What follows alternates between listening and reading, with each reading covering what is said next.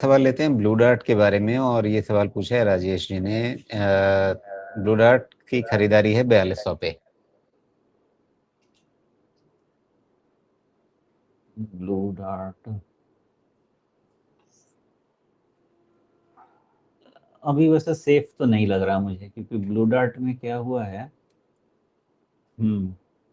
ये पूरा pattern break down हो रहा है। क्यों हो रहा है, नो आइडिया। थोड़ा सा और बड़े समय पे जाते हैं।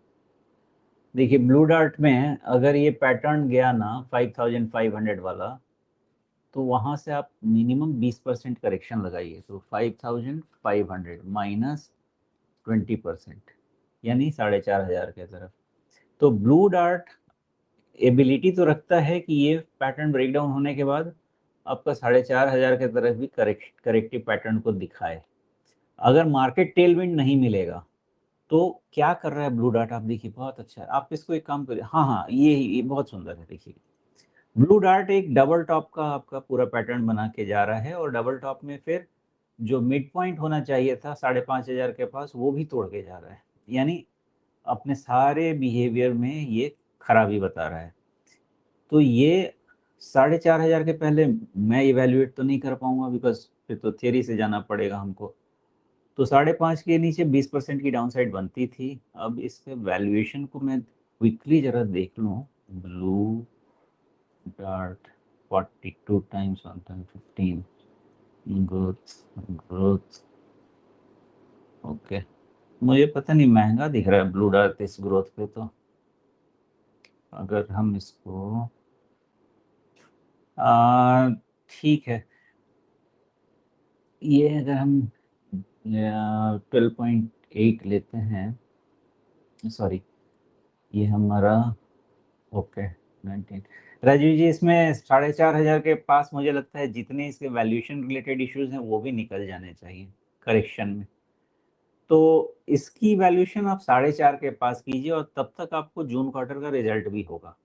यहाँ पे यही मामला समझ में आता है कि 5,500 के बाद करेक्शन और होना चाहिए था, और एंटरप्राइज वैल्यू टर्म्स में 4500 पे वो करेक्शन कंप्लीट भी हो जाना चाहिए। अभी तक इतना ही बता सकता हूँ, बाकी अभी इसका डाउन ट्रेंड चूंकि खत्म नहीं हुआ है। तो इसमें एक चीज और कर सकते हैं। देखिए अब इसमें थोड़ा सा टैक्टिकल बात कर लेते हैं, ये तो लार्जर चीज आपको बता दी मैंने।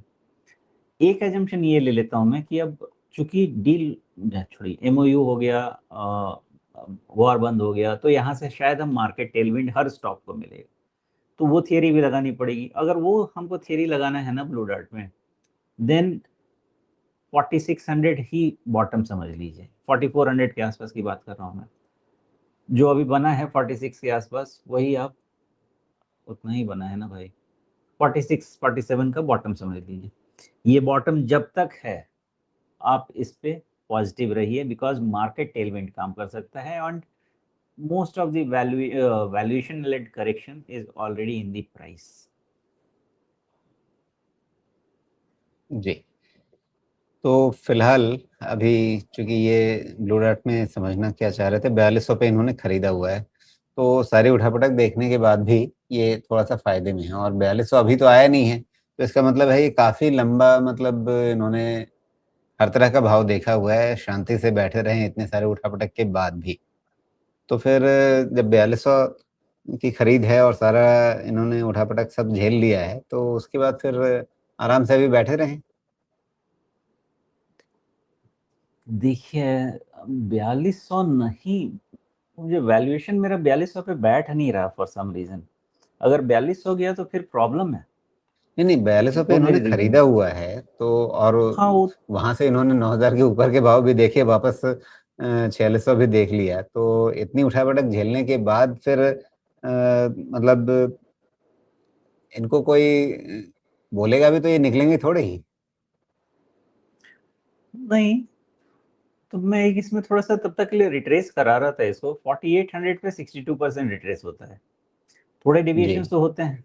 ओके, तो वैल्यूएशन करीब 4500 4400 पे बैठ रहा था, तो 4800 से थोड़ा ही नीचे है। आप समझे उतना हो गया है। देख के तो मुझे ये लगता है सब पैरामीटर पे कि most of the downside is in the price, वो लग तो यही रहा है। बिल्कुल। फिर भी देखिए ऐसी बाजार ऐसी चीज है ना कि बिना रिस्क डिफाइन किए हुए काम नहीं कीजिएगा, बिकॉज 4600 नहीं रहा तो इसका मतलब क्या, फिर से 10% तो होगा, तो उसमें तो आपका 4200 भाव भी पहुंच जाएगा। जी। लेकिन मैं जितनी भी चीजें देखने की कोशिश कर रहा हूँ, मुझे लग तो रहा है अगर मार्केट टेलविंड मिल गया तो मे बी वर्स्ट इज होगा, बट 4600 इज की।